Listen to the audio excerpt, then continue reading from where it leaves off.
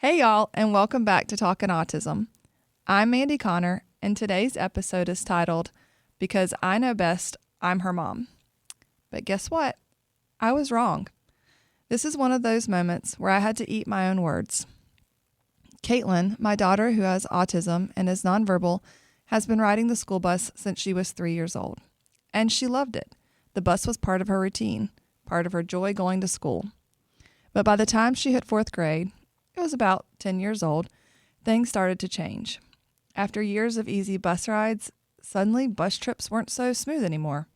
When I say she had a hard time staying seated, what I really mean was she was jumping across the seats, hitting at people, and showing aggression towards her aide and driver. I started getting the dreadful phone calls right about the time school would dismiss. Miss Connor, can you come pick her up? Sometimes it was from the school bus yard. Other times, it was from the side of the road. And every time, I felt two things. Frustrated, yes, but also deeply worried. Worried about her safety. Worried about everyone else's safety. And honestly, I worried about what this meant for her routine. Because she used to love the bus. So, of course, we called the dreaded IEP meeting. Around the table sat our regular IEP members, in addition, transportation, the behavior specialist, and my advocate. And that's when it came up. They said, we think Caitlin should wear a 5-point harness on the bus. And my gut reaction, absolutely not. Here's why.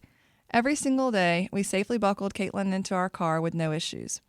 By 10 years old, she was old enough. She knew how to put her seatbelt on. She knew how to remind me to put my seatbelt on. So we were taking an independence with this.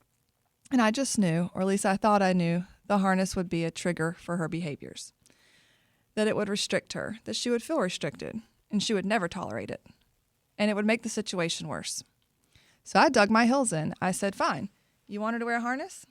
You can practice it in the afternoons, but I'll be taking her to school from here on out, seatbelt only. I was convinced this was going to be a fight. But then something happened that I didn't expect. The first afternoon she wore the harness, she did it. She just did it. No resistance, no meltdown. She hopped right on the bus, buckled in, and rode home. And that continued. With consistency and reinforcement from her team, she not only tolerated it, she accepted it. I was stunned and honestly humbled. And then came the moment that truly clicked. One warm day, Caitlin, now comfortable with her harness, brought me her bathing suit and her harness. This was her saying, I want to go to the pool, and I know this harness will get me there. She was using it as communication. This thing I resisted, this thing that I thought would only hold her back, had become a tool. Not only about safety anymore, it was about predictability, comforting, a signal of movement and progress. And in that moment, I realized that even I would be okay with her wearing it in my car too. This is one of those parenting moments where I had to stop and admit that I was wrong. I thought I knew best because I'm her mom. And truthfully, most of the times I probably do. And sometimes I don't. But I'm not afraid to admit it. Sometimes our kids surprise us in the best ways. Sometimes the very thing that we resist ends up being the thing that we need.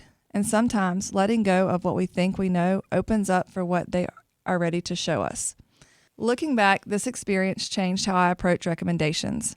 Do I still advocate fiercely for my daughter? Absolutely. After 17 years, I know her well. But now, I also give things a chance, even things I swore wouldn't work. And here's the thing. I use this exact story in IEP meetings with other parents who are hesitant about something new. I'll tell them about the harness because sometimes the best thing we can do is gather the data, try it consistently, and see if it's the right fit. Data doesn't lie. It shows us something that helps or if it doesn't. And sometimes, like with Caitlin, the results might just surprise you. And for fellow teachers, therapists, and professionals, this story is a reminder too. Families need time and space to process recommendations, just like I needed time to process the harness. Grace goes both ways, and patience can open up the door for trust. So whether today you're showing up as a parent in an IEP meeting, digging your heels in like I did, weighing whether to try something new or not, remember this. It doesn't get easier, we just get better at it. Pull up a chair. I'm talking autism, and I'm so glad you're here.